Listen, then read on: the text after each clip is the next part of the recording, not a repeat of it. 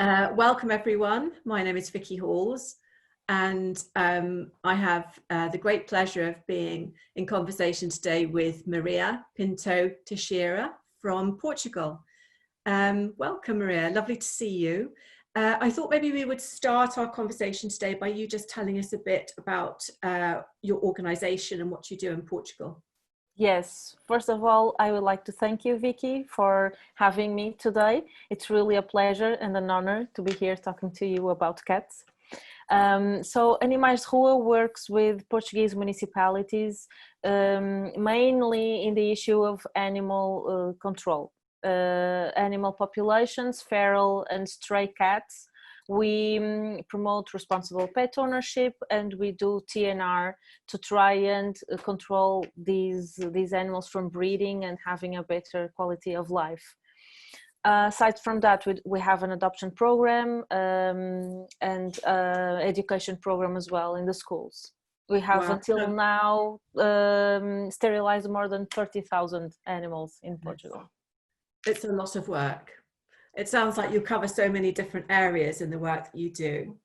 Incredible. And we have we are lucky enough to count on the expertise of International Cat Care to make sure that we are doing the best possible work that we can here. Well, it's been a joy working with you. I can tell you, it really has been great. For International Cat Day, I have a really important key message I wanted to talk to you about.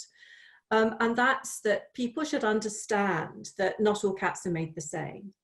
It's such a broad spectrum within that one species, isn't it? That lifestyle-wise, everything from the solitary, true, feral, right the way through to the pet cats.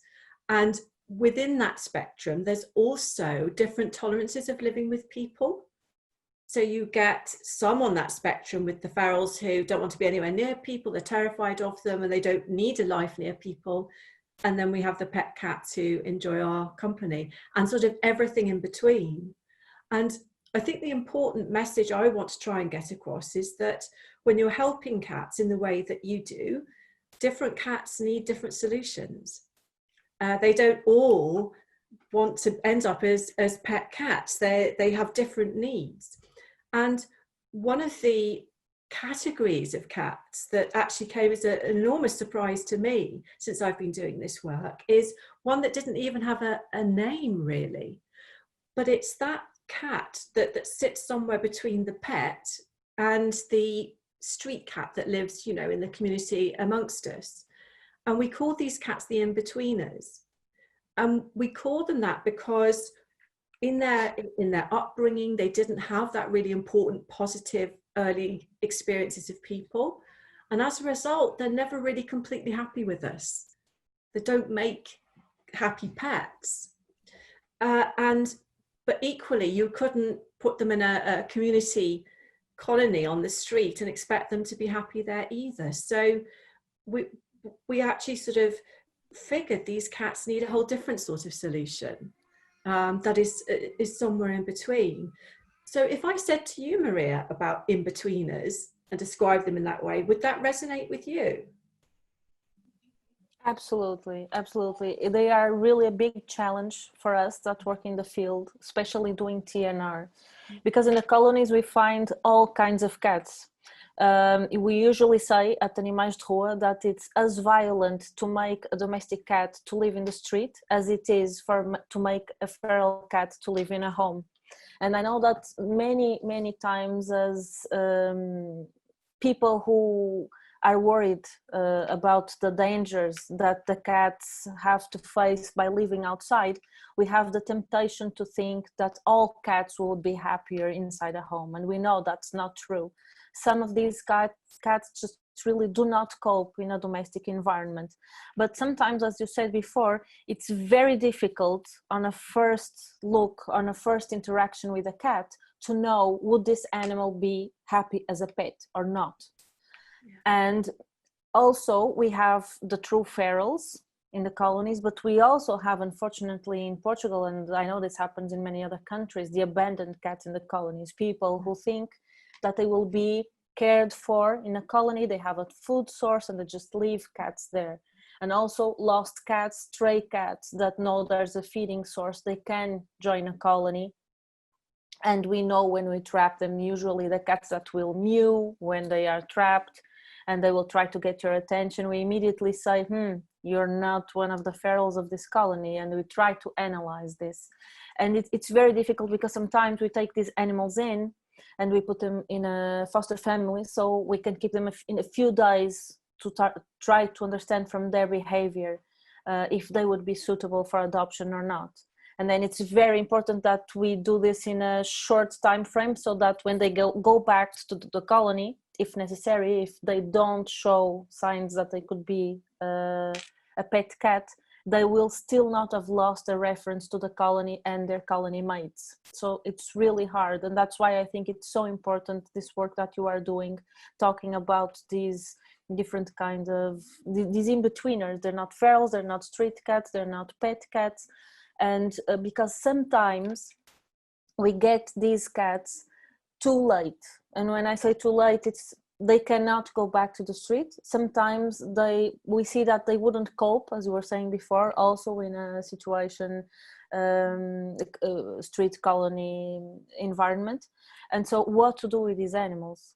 And I think that it's very important for us to realize very early on what signs can we see in the cats that they're not really coping. I remember you were talking one time about fake sleeping, about cats who will get close to their caretaker, they bond with the caretaker but not with anyone else. And the fact that they will only show affection when the caretaker shows up with food. They see the caretaker of the food source and not really have a connection, emotional connection with them. And I think that these factors are very important for us to know, because most of us are not behaviorists, but we are making decisions about the lives of these cats who will be happy or very unhappy as a consequence of our choices for them. It's a massive responsibility, isn't it, really, to make these decisions. I think you've highlighted there how very difficult it is. And none of us have this inbuilt understanding of the complexity of cat behavior. And one of the things that I think we so often miss, and you just alluded to it then, is the absence of behavior. We tend to think if a cat isn't doing things, then it must be okay. But actually, to my mind, I would be particularly concerned about those cats who are not doing anything, because they are potentially the ones who are silently suffering the most. And I think it's really important for everyone, no matter how long they've been in this business. I mean, you know what it's like. Every day is a school day in this business, isn't it, really? Absolutely. That we continue to try and learn and find out about these things and understand the complexity of the species. So Maria, what do you do when you have these cats, as you say, that they can't go back to the colony, they're not going to be happy in a pet home? Do you have any solutions for them? Well, it's very difficult because we are working, as you know, nationwide with 5 different groups, 20 different municipal protocols. So we can't find a proper solution for every cat that shows up with these problems. What we do is try to give some tips for the people who have the cats at home, because sometimes they adopted a cat not knowing that it had this issue. Try to get the people not to force interaction with the cat, to give the cat some space, that the cat can hide to sleep or to be left alone when he wants to.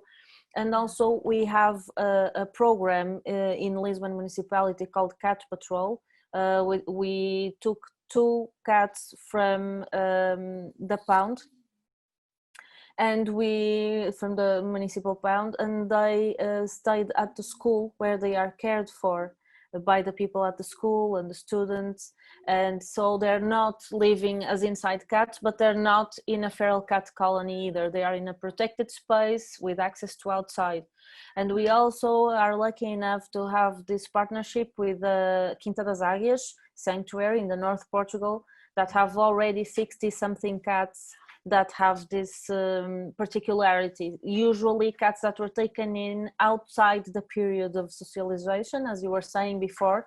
They didn't have any interaction as kittens. Sometimes they are taken in by charities that take care of cats, thinking that I put them here in a cage, or I will give some interaction if I can, and then they are overworked, they don't have time, they didn't really interact with the kitten while it was still until 2 months old. And so when they are adopted, they're really not going to be socialized anymore.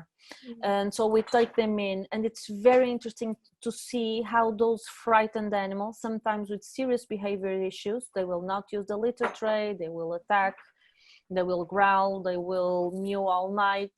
And then going there, knowing that they have space, they get closer to people in time. So they learn that they are not being pushed. No one will push them, no one will force interaction, and in time they'll build up trust and they will become very friendly towards people. But we really see that they needed that space. It's really interesting because, and you said also earlier about if we identify the in-betweeners, we try and give people advice about how to live with them comfortably. You can live with an in-betweener. It's just having that, making that sort of decision that you accept the relationship is not going to be the same as it is with other cats you've had before, potentially. Exactly.